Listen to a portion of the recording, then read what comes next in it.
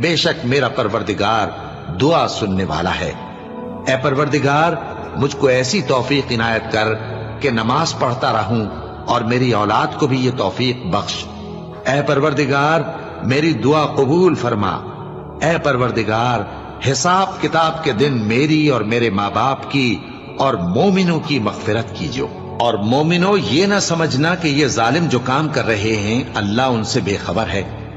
वो इनको उस दिन तक मोहलत दे रहा है जबकि दहशत के सबब आंखें फटी की फटी रह जाएंगी और लोग सर उठाए हुए मैदान क़यामत की तरफ दौड़ रहे होंगे। उनकी निगाहें खुद अपनी तरफ लौट न सकेंगी और उनके दिल मारे खौफ के हवा हो रहे होंगे। और लोगों को उस दिन से आगाह कर दो जब उन पर अजाब आ जाएगा।